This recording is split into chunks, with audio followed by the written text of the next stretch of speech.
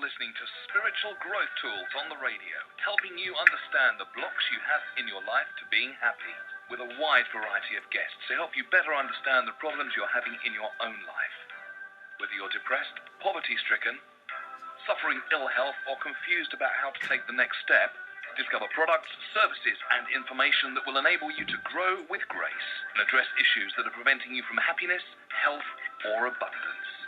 Go to spiritualgrowthtools.co.uk and find out what's holding you back. Hello everyone, and you are listening to Spiritual Growth Tools on the radio, where we discuss spiritual growth, what that means, and how it can help you to move forward through the blocks that you have to health and happiness. I am your host, Caroline Nettle, and today's special guest is Ash Zuberi. Welcome, Ash. Hi there, Caroline. How are you? I'm really good, thanks. Thanks so much for being on the show. Good to be here. Oh, happy to have you. Okay, well, Ash, for those of you that don't know who he is, he's a very, very busy man. He's a property investor, a social entrepreneur, a photographer, a DJ, and what I'm really excited to be talking to him about later, he's also a patron at Peace One Day, which is how I think I came in contact with you in the first place, Ash. So welcome, welcome, welcome. So what I thought we'd start with, Ash, is if you wouldn't mind introducing yourself a little bit to the audience, and also talking about, because before we were talking a little bit about where you came from and how you had, you know, the big change in your spiritual outlook, if you like, from not believing in peace to peace. So if you could just, you know, introduce yourself and talk a little bit about how that was for you. Okay.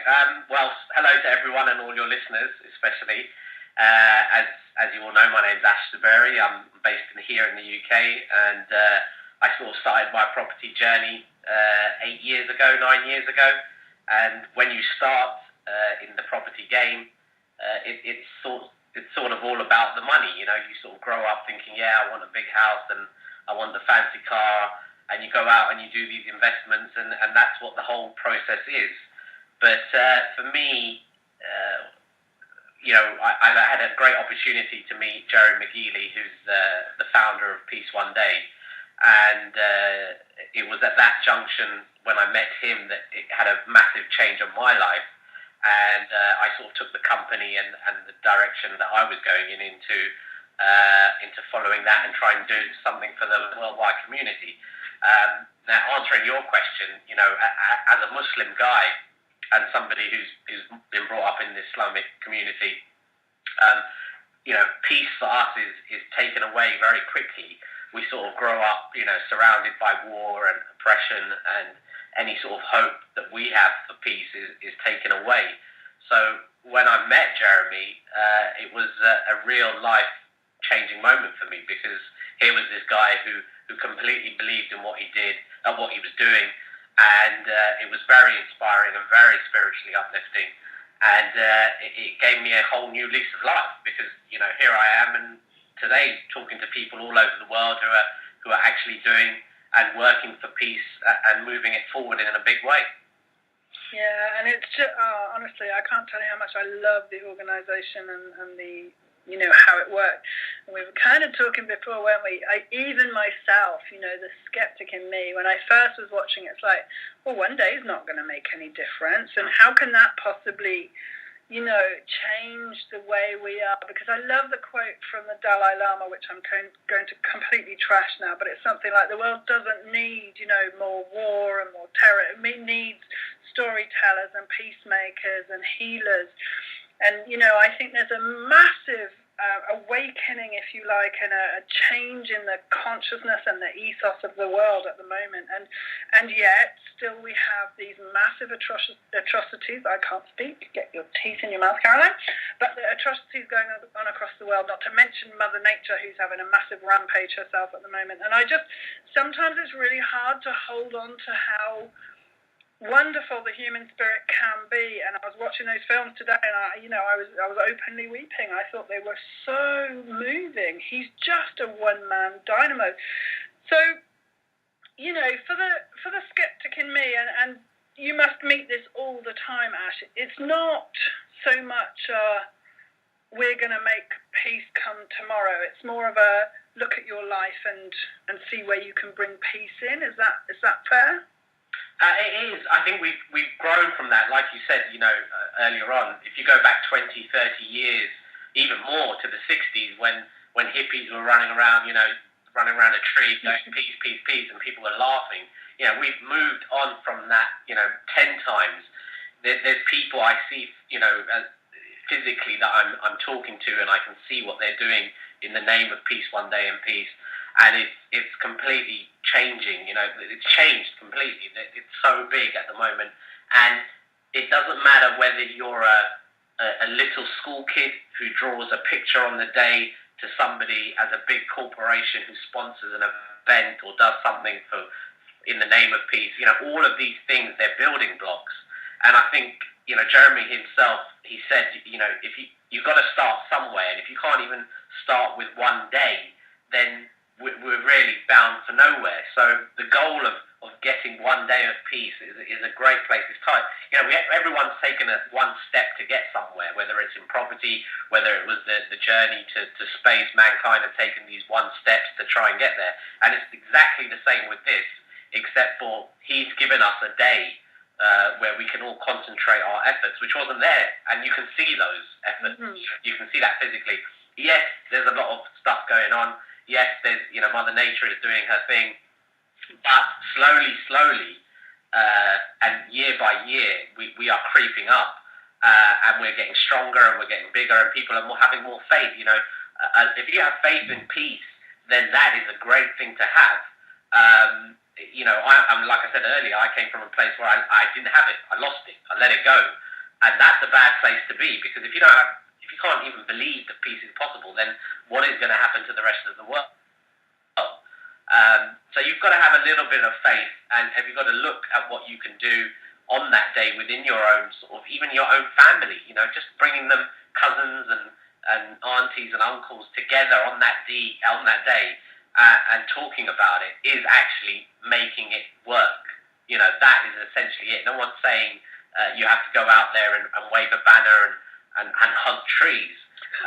There's ways of making peace in a much better way now. So, it's a great thing.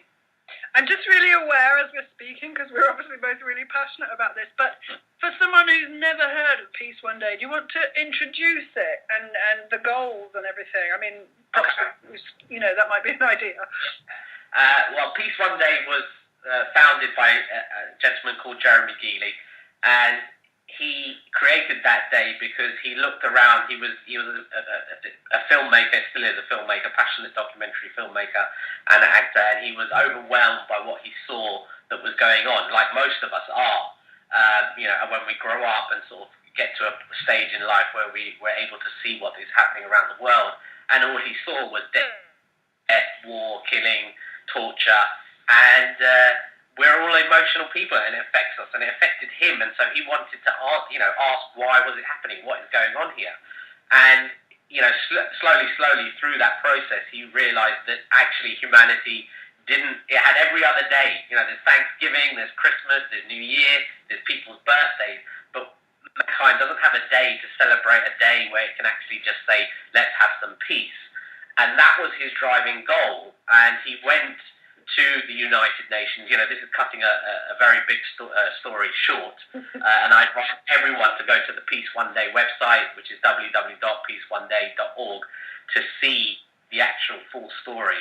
But he went to the UN, he got the UK government, and they got all member states to action 21st of September as an annual Peace Day, which was a big thing. I mean, to get the whole of the United Nations to recognise a day for humanity, to recognise peace, or Peace Day, is huge. It's phenomenal.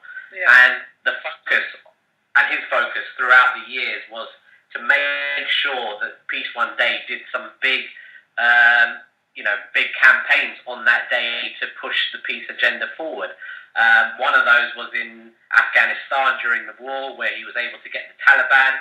I mean, I don't know anybody else who's got the Taliban to sign off a document to say they won't do any kind of damage on the day, and the US forces and the coalition forces. He got both of them to sign off, and they were able to vaccinate over 1 million children for polio.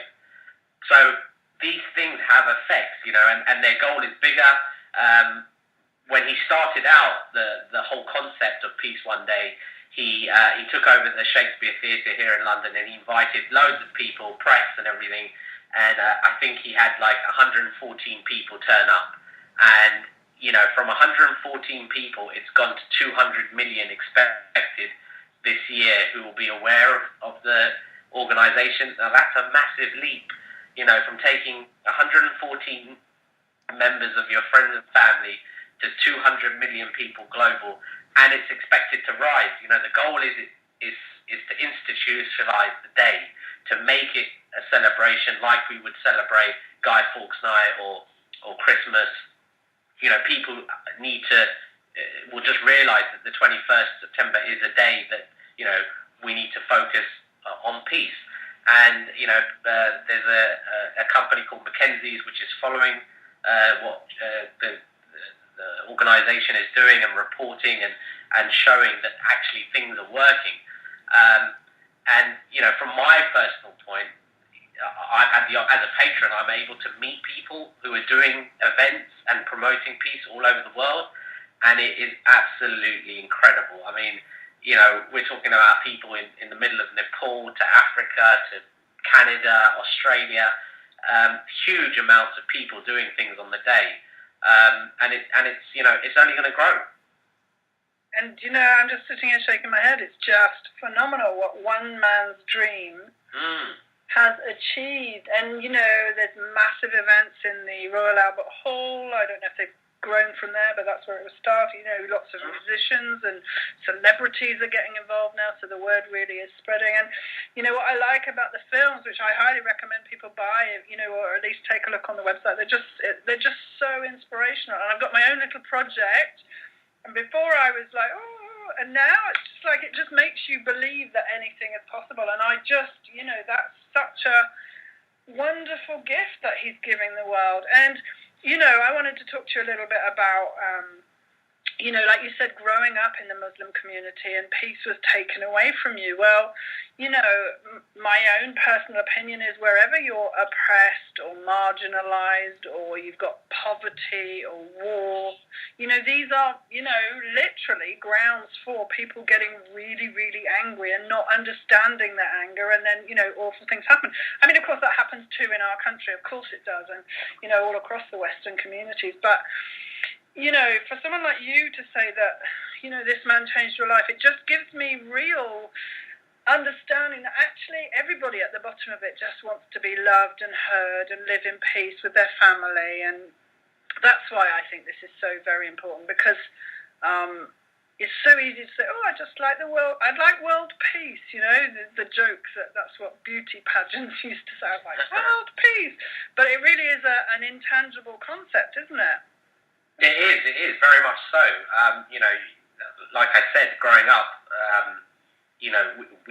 it's taken away from us. We're not really accustomed to the whole peace concept. And you can go out to the Middle East now and look, and there's a lot of people that will tell you we have no, sort of inkling towards it. But you've got, like I said, you've got to have faith. It can be done if you believe in it, and if you try to apply it in your everyday lifestyle, which is what I did. I mean, I can't go out and change the world. Yeah. All I can do is be inspired by him and others around me who are part of that whole process, and meeting the other people, from people who are promoting peace through peace within to peace without, sort of out there in open areas with other people and organisations. So there's all kinds of different ways of presenting the whole peace process, but it's how you believe it and how you take it forward that is essentially the big thing. And for me, when I saw that there was a way that we could unite everybody, because like you said, it's just a standard thing that basically all humanity wants is, to be able to live in peace and have shelter, etc., water, food. These are just basic necessities, that we need to give everyone. And if we cannot even make peace on one day, then we are really far from getting to those goals. So we need to really start concentrating on some small things to get right. We're so good at churning out war. We have a huge industry, the defense industry and the war machine. But where is the industry for peace? We need to create that, and that is what we are creating. It needs to be developed, and more people need to get involved, because at the end of the day, and this is how the universe works. And for me, the secret was a big influence. And what goes around comes around. So the more I put this out, the more it's going to have positive effects on people. And the more that do that, the more the world will get better. And it is. You can concentrate. The press has a huge issue with this, and they, all you see on the TV is huge storms, lots of wars, people killing each other. But where do they put in the amount of news that's available for people that are actually doing these events or things in the name of peace? You don't see it. It's very hard for somebody to go up on the internet or wherever and find something that somebody has done good today or tomorrow, and that needs to change. It needs to change hugely, and unfortunately, people being nice to each other does not sell newspapers, and they are in the business of keeping us depressed and miserable. And this is my opinion, but I think it's shared by quite a few people. It's like, and that's why people like positive news and all these wonderful sort of really alternative outlets are great, but you have to really look for them. So I wholeheartedly agree with you that everybody should instantly stop watching the news and reading the paper. Yeah. And you will suddenly become a lot happier. But what I wanted to take you back to was something you said. I mean, he really is a very unlikely candidate. If you think he's, white and middle class and, quite well educated, and he sort of bumbled it. Well, he didn't bumble in, that's very rude, but he sort of walked into the room with the head of the Arab League and sits down and has what I would call a really decent conversation with them. He made a bit of a mistake that day because he, forgot to get the opposition in. But the point is, he just gets up and does it. And he just keeps going. That's what I love about him. That's why I think he is such a... I'm quite persistent and dogged in my personality. I was born with a lot of tenaciousness. But that man, good Lord. And it makes me laugh, because really he shouldn't have achieved what he's achieved, but he has. And so that's how I know that it can grow and grow and grow. And I think sometimes we think, what we're supposed to do in the world is like this huge, great, big, significant thing. But he just kept trying, didn't he? And that's why, now I think it's building momentum, and it can only do better, because now, of course, he's got Coke and, all these other big backers. So it's Puma and stuff. But yeah, no, he's an unlikely hero, isn't he? He is, and it's a very interesting point that you brought up. Nobody's perfect. I'm not perfect. No matter how people perceive me or him, we all make mistakes. Sure. I make mistakes, and it's important how you grow from that and you learn from that. And it is persistent, and he is persistent. But what the core belief, what's in his heart, and what's in my heart, and other people, yours, everyone who's good out there has good intention. It's just somewhere it's buried deep and somewhere it isn't. His core belief is so pure. He wants a peaceful world, and that's simple. That's his goal. That's his being. That's what he wakes up in the morning for. And when you're dedicated to something like that with such great intention and clarity, the only thing that's going to come about of it is positive. And that's what's happening. And, you talk about Coke and other people sponsoring. Those are old companies that have been helping him on his journey. British Airways have been there as well. Anywhere he wants to go in the world to help, they give him a ticket. But what's interesting now is that, through that commitment, through those dedicated days and nights of him not sleeping and working and being persistent, he's got Howard Buffett to donate £10 million to peace one day to help with peace in the Democratic Republic of Congo, the DRC. Oh, okay. I didn't know that. Okay. That's new, and it was announced at the last event. And that's big. I mean, Howard Buffett, they have a whole process of looking at things. And in a nutshell, they've looked at Jeremy, they've looked at the organisation, and they've said, you know what? This guy's going to deliver. Yeah. This organisation is delivering, has delivered, and will continue to do so. So here's £10 million Go to the Congo, go to the heart of Africa where it is completely messed up, and make peace in that country. And you know what? It will happen because no one's ever done it before. And that makes me really happy because you don't know this about me, but I'm crazy about wildlife, and the DRC is somewhere I really want to go because they have the best numbers of lowland gorillas. Exactly. That would just make my life worthwhile. So I'm happy to go with him if he wants an envoy. But that's definitely been on one of the. I'm not a scared tourist. I do like going to these places, but the DRC is too scary. I mean, it's too scary. It is, but it's such a beautiful country. Like the nature of that country is, and it's a shame that it's in the state it is. But I'm fully confident that they're going to go there and make a huge impact. I think it's already started. They've already started to do peace negotiations and the help with peace one day and the support that we have. It's going to grow. But isn't it, it's exactly what I was saying before. Wherever you look in the world, where there's, poverty and lack of education, that's a horrible thing to say, but that's what I mean, and, and oppression, and sometimes it's a habit. If my brothers and uncles all carry guns, then that's what I'm going to do, and, in some of the films, you look at these kids and they're standing on top of tanks waving guns, and I'm thinking, are they 3 or 4, I've never picked up a gun in my life. I've been very privileged. I was born in England. I'm very, very lucky, but being a Christian isn't all that fun when you're growing up, I have to say. So we've all got a lesson to learn. Not that I'm a Christian now, but anyway, I just think, imagine, what I just think is amazing is Afghanistan, because most people don't even know where it is. That really annoys me. I'm going to go to war there because, they've got oil. But anyway, that's very controversial. To bring about peace in a country where, the only thing we know about it is poppies and war. I think that's just phenomenal. And yes, no, I didn't know about DRC, but I'm really happy about that. Yeah, it's a constant movement. I mean, he can't change the world all at the same time in every place. We made an impact in Afghanistan, and it's gone where it is now because of external forces. But we're making huge changes. There is a movement. It's moving at a great pace, and peace is spreading. And we just got to keep on building on that.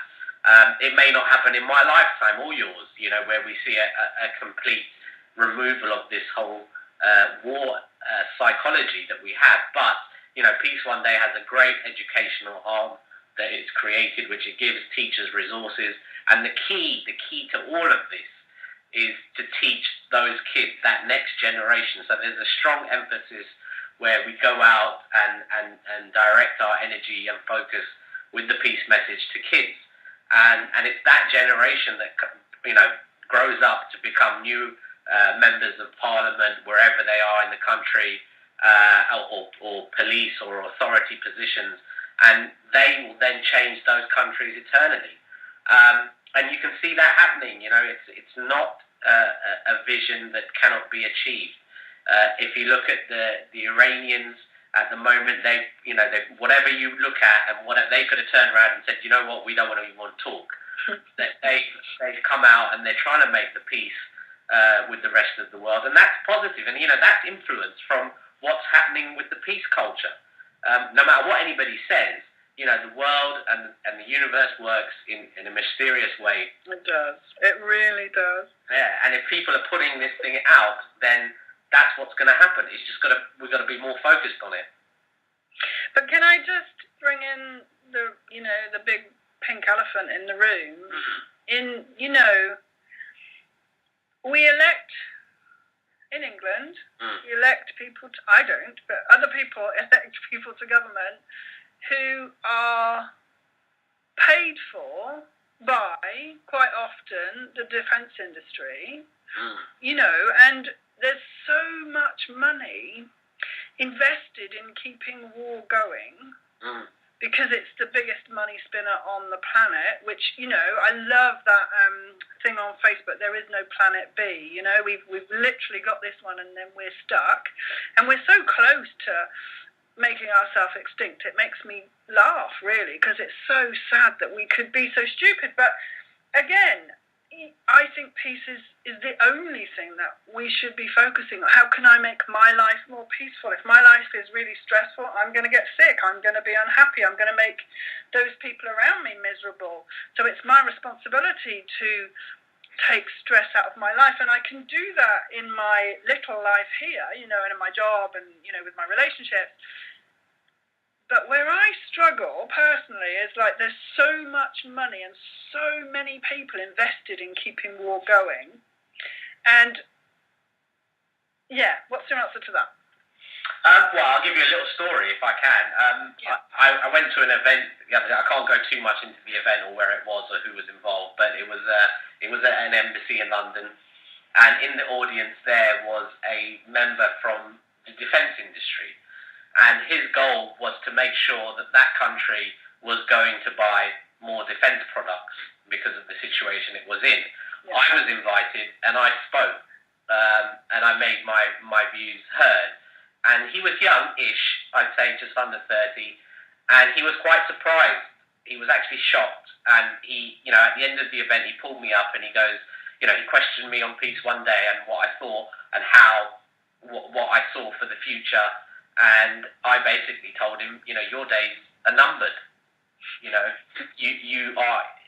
Where you are now is not permanent because there's change coming about. You and I both know that the only way to peace is not through war and buying more defense products. It's by dialogue and peace. Now, somebody who's educated enough to be in the defense industry will see that as a golden nugget.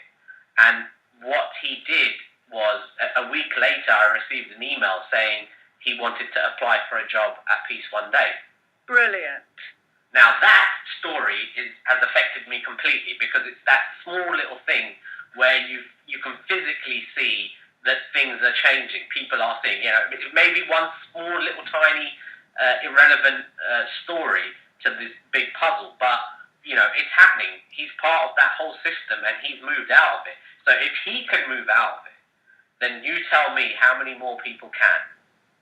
No, I hear that, and I'm really impressed with that, as you call it, a small story, but actually it's huge. And no, you do hear, you didn't believe in peace, you met someone who changed your mind, and I do believe that there's a lot of aha moments going on the planet. And, if Peace One Day can bring peace to the DRC, then I think anything's possible because, it's so troubled and, has so many issues. And of course, one of my big passions is recovering the girls and boys that are, forced by society and their parents and economics or whatever it is into war. And their childhood is lost. And I think, I'm really thinking about going and working with some of those because I think if you can help them to see that actually life can be really amazing and that they are loved and all of that stuff, I think that would give me a lot of peace to help them, because I think children seem to nearly always be the victims, don't they, in all of these adult wars that we have. Well, that's what I said to you earlier, the key is the education, and it's great that you want to do that, and that's what we try and promote, this whole process starts with the individual, and it can be first to gain inner peace with yourself first, if that's what you need to do, and then knock on your neighbour's door and say, look, let's watch this video together, or let's talk about peace. These little things all develop into big things, and there's thousands and thousands of people all over the world who are actively doing these small little things where they're either going to their school or getting their community together or getting their kids from the family together and just telling them about peace and how it can change and spread across the world. And that has a huge impact on what these kids think about and feel about further down the line. If you imagine the whole school on the 21st of September talking about peace and doing activities, they'll remember that for a while. And who knows how many of them will go out and push that agenda forward. And you talk about these people that we are electing, you can see what's happening around those people. the people are rising up. And they're not rising up in a bad way. They're demanding some basic things, and peace is a part of that. And sooner or later, it will come true. Social media has been a massive effect on the planet, and I've connected with people I would never ever dream about connecting with 20 years ago. Being brought up in South London as a Muslim kid, and seeing what's going on around the world, to be then influenced by somebody who's in Nepal doing a massive peace festival is how did that happen? Yeah, no, absolutely. And I think we connected on Facebook. Exactly. It's just if it's used well, it's used really effectively. And I think this is a fantastic place for me to do a completely shameless plug. So I am on Facebook too. Go find me on Spiritual Growth Tools. It'd be really great to have you on there. And if you have problems in your life that you want help with, that's exactly what I specialise in. So do visit spiritualgrowthtools.co.uk. That will do. Lovely. Great job as well. I mean, you're part of that process. You're somebody that's doing and sending out a positive message and helping people spiritually, and that story is very. Only have a great job. I was going to say, my story is very different to you. I was brought up in what looked like a really nice white middle-class family, but, the trouble that I went through as a child because of cruelty and, blah, blah, blah, blah, blah. So my journey was very much learning to love myself, which is what I now can help other people with. But, it was really funny. When I look back on my journey now, I'm nearly 50, and, from sort of 18 through 30, all I wanted to do was, make loads of money, like you were saying, have a big house, just fit into society. The thing is, it didn't suit me. I was always called posh spice. I was the posh hippie because I had a job, but I was more into like camping in the woods, and I love to travel. It's one of my big things, and I love to see wildlife in situ. And one day I was just sitting in my office thinking, I've done this. I've really, really lived the life, and I don't want to do it anymore. It's just not who I am. And it's taken me a while to work out what my path is, but now I found it, and I'm just thrilled. I'm going to plant 1 million trees. I'm really excited about doing that. I'm going to do that in Kenya. Awesome. Not so far from the DRC, if you look at the maps.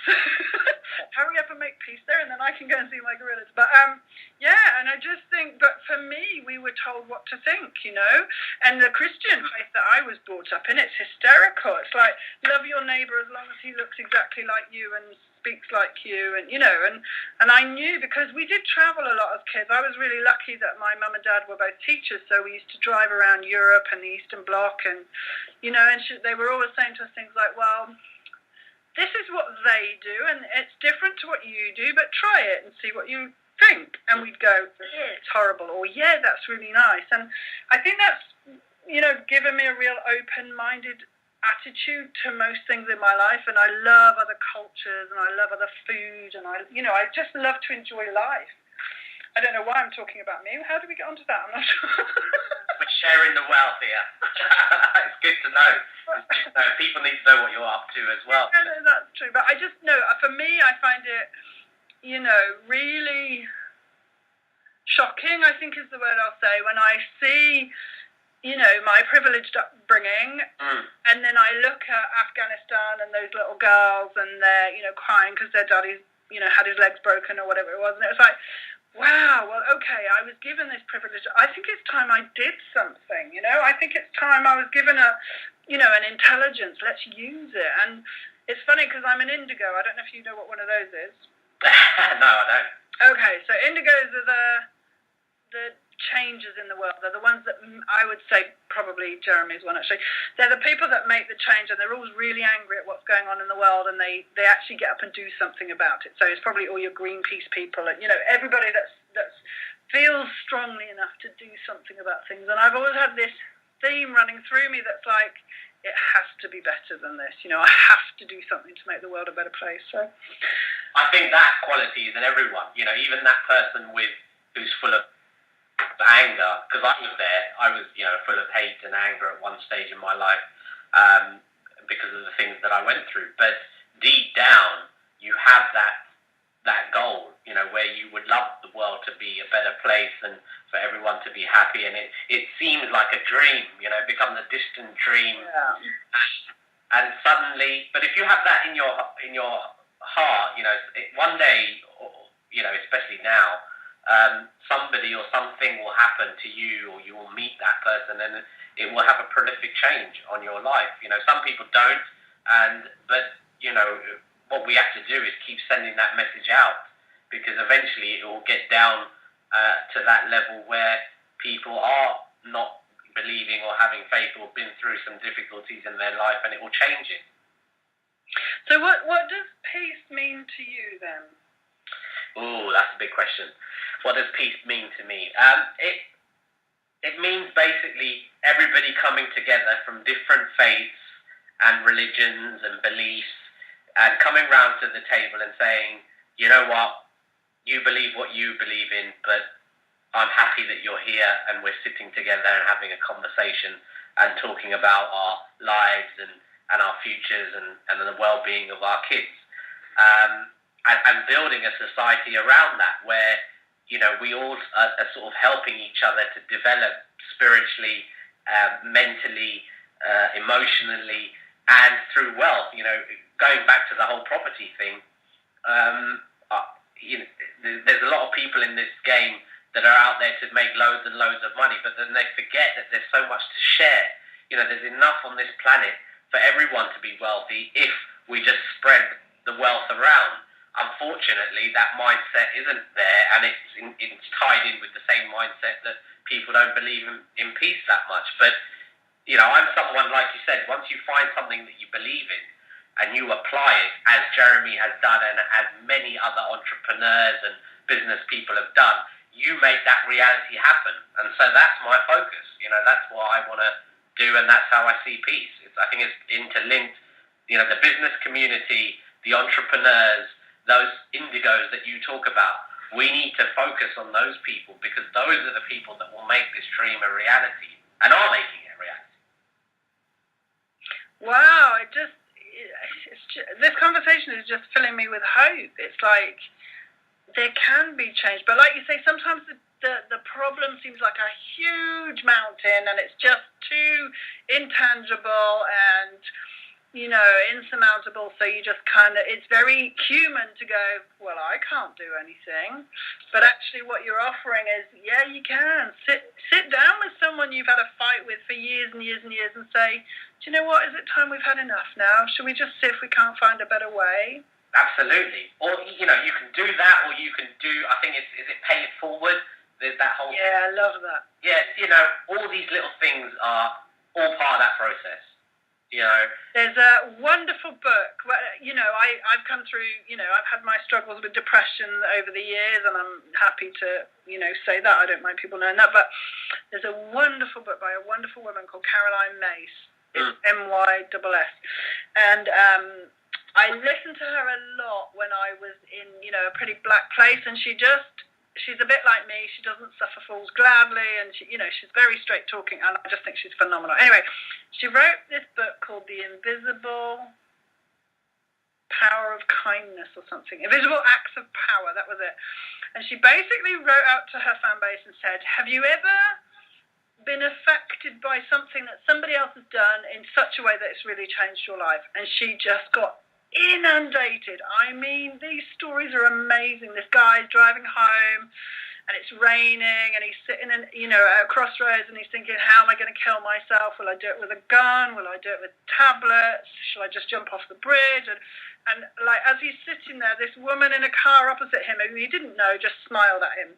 And he said that smile just made his life worth living. And he thanked her for, he just lost all thoughts of killing himself because humanity wasn't that bad. And the whole book is like that. Honestly, it's really hard to take at one go, because it's just, human beings are so kind, but we can forget that. We can. And it's down to the media. I mean, all you see is this constant image of humans doing bad things to other humans. But let me ask everyone who's listening, and yourself, how many times in a day, if you watch the news, do you see another human doing something nice to another one? I don't see it. And that's part of the problem. and books are great. I'd send me that link. I'd love to read it, because that's the source of where we get good information from. Those people writing these stories, the blogs on the internet, various other news sources that are putting out positive news. Those are the things that if people read and get inspired to, they'll take action forward. Absolutely. And, I write articles, and one day I got really cross because I watched a program, and I think about 28 people had been killed in half an hour, and then they got the baddie, and he went to prison. And it was just, made for entertainment. So I started writing this article about, I have never seen a dead body. Well, I suppose I saw my father when he died. But, I've never seen anyone murder anyone. But I reckon if I counted up how many people I've seen murdered on the TV, would be... I don't think I put a number on it. It was just stupid. And it's like, and so in my mind, because your mind doesn't know what you're seeing isn't real, in my mind, human beings are dangerous and scary and going to kill you. But of course, that's not my reality, but that's what my mind starts thinking. So it's all a big ploy to keep us scared, I think. I think so. I mean, maybe it is, or maybe they've just got, like you said, it doesn't sell, but that needs to change. Yeah. I think peace is a much better story, and hearing about how other people are doing well for other people, that is a great, great, great story. And it's taking place. We just don't hear about it enough. So how do you think we can convince the journalists to change then?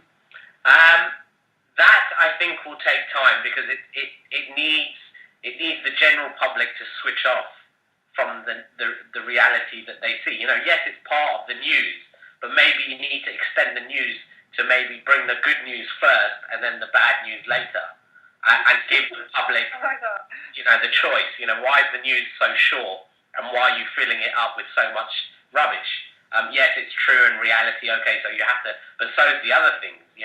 Why don't you start the news with the headline that the Bill Gates Foundation has given 10 million here, or at this school today a lesson was learned and 5 kids went on and did some peace projects.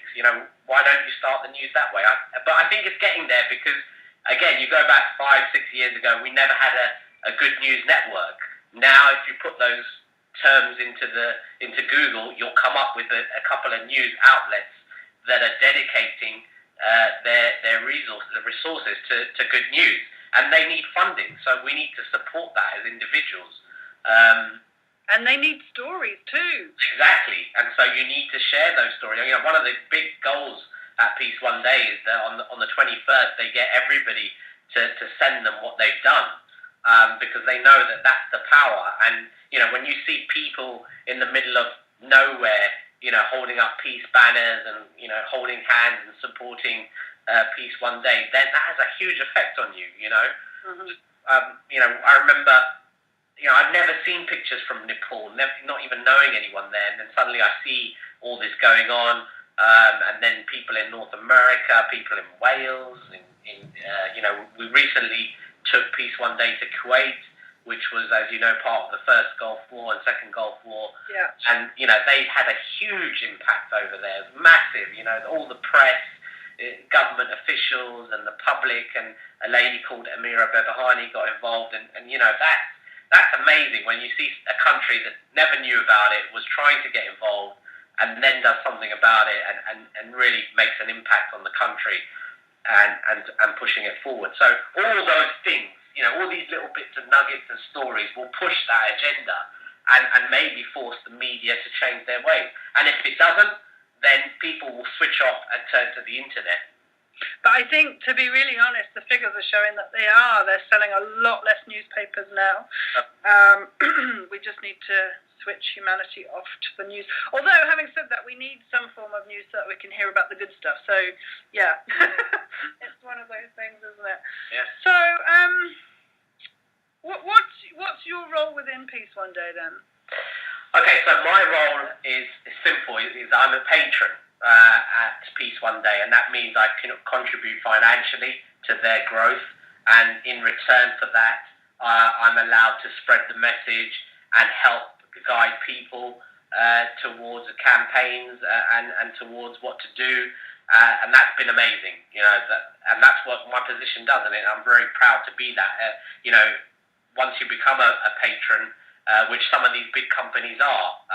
They're sponsors or patrons, and I'm part of that group, and it's a great position to be in because that position allows you to communicate with people who you would never communicate with before, all over the world, and you guide them into that peace process, and that can be, from a very small scale, just to make them believe in it on a one-to-one basis, like I did with that guy from the Defence Institute, or on a grander scale where you get a whole government to back the organisation and NGOs within that country or smaller charitable organisations that then start doing events and promoting Peace One Day across the world. And that's a really great position to be in. I mean, I'm really, really honoured. I can't thank Jeremy and Steve Bolton. I must mention Steve because he brought me in line with it. And, it's great. I love it. Well, I'm just thrilled that you're so excited to do such a wonderful thing. So, thank you. I tell you what, it wouldn't be exciting if I didn't have these stories. I could be part of, other charitable organisations, but which I am. But this one is making huge strides, and the impact it's having is phenomenal. Well, it's just really interesting because I've been supporting environmental and wildlife charities for a long time, and so very often they have a real dilemma with, do we take money from companies that are oil producing, or do we take money from they have to be really careful about who they align themselves with. Well, they don't have to be, but most choose to be because that goes along with the ethos of what they're doing. But I suppose with Peace One Day, everybody wants peace, so I don't think it matters. Maybe it does, I don't know, but I don't think it matters quite so much where the money comes from. It just matters that it's coming so that you can do such a wonderful job. So that's new. It's true. I mean, some of those companies don't have the best of reputation in that whole environmental picture, but if you don't get them on board now and make them believe now things are possible, which they can see in a tangible and realistic way, then it will take you even more hard work to change them later on. So we've got great companies who don't have the best, and nobody's perfect, but at least they're there helping us and they're making an impact.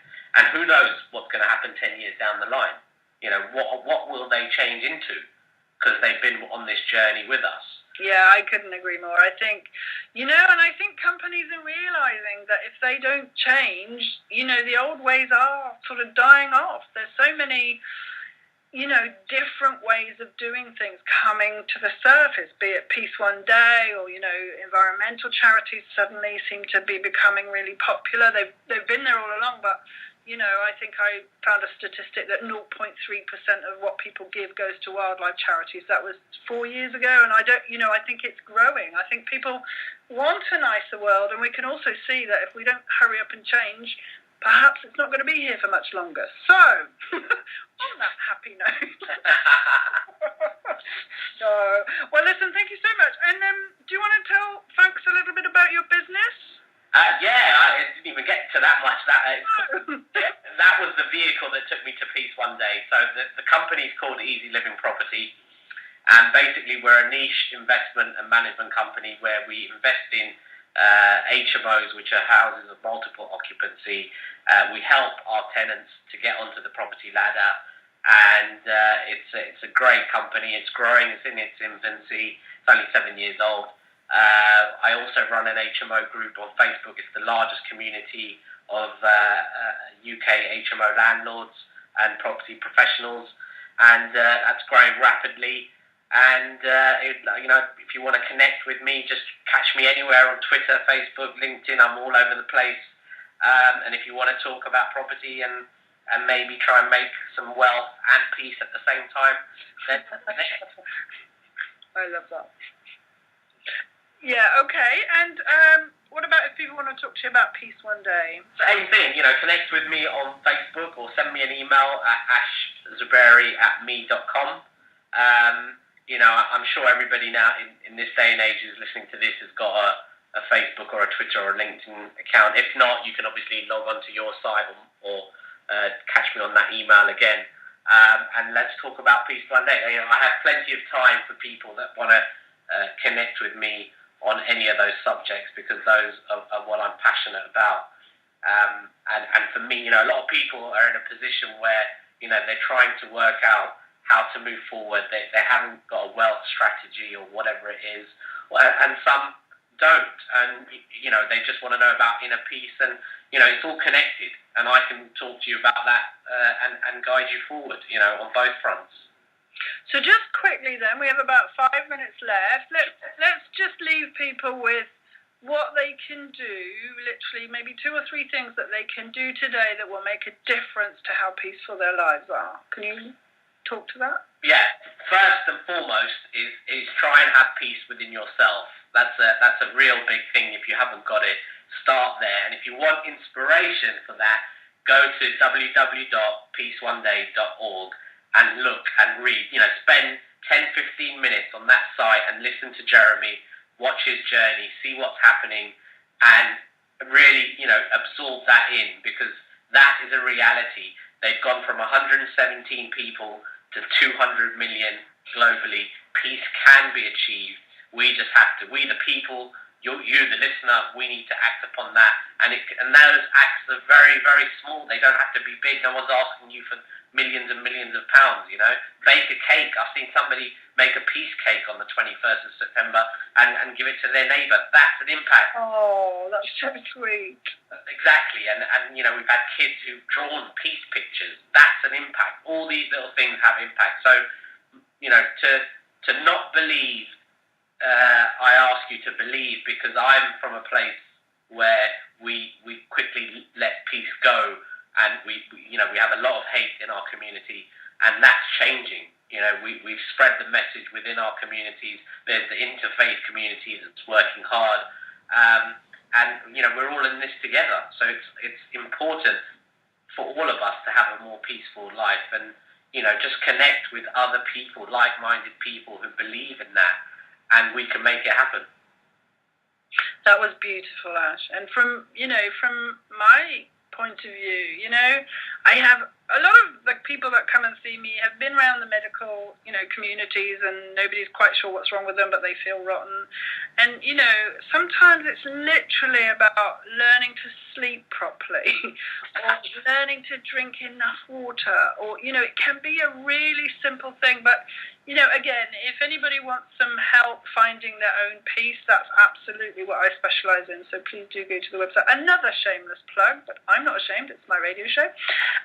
Okay, well, Ash, honestly, I love talking to you. You're so dynamic yourself, and yeah, it's great to have you on the show. And if you want to come back ever, please do, because I absolutely know that this is a conversation that could go on for years and years and years, because it's just started something so worthwhile. It's so radically different, and that's what we need, isn't it? Radically different.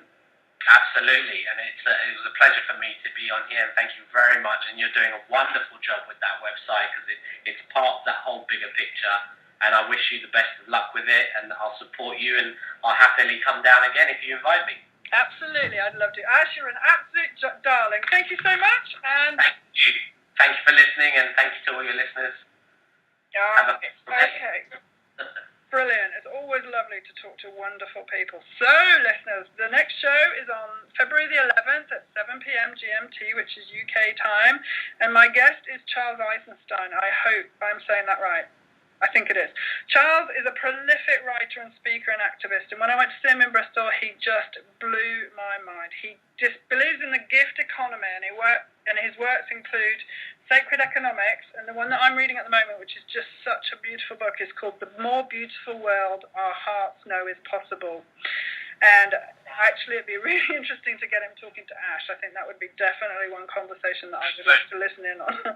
So I'm really looking forward to talking to him. So thank you for listening to us on Spiritual Growth Tools on the radio. And if you would like to make a donation to help the running costs of the show, then please go to spiritualgrowthtools.co.uk and find the page with the radio shows on it. You'll see a PayPal button there, and you can help us to keep the show going. I really love doing this show, so thank you very much for listening in. And if you subscribe to the channel, you'll be kept informed about the upcoming shows that you will not want to miss. Stay safe, and I hope you find the tools you need to grow with grace this week. Bye-bye. Right. Thank you for listening to Spiritual Growth Tools live on the radio. For more information, go to spiritualgrowthtools.co.uk.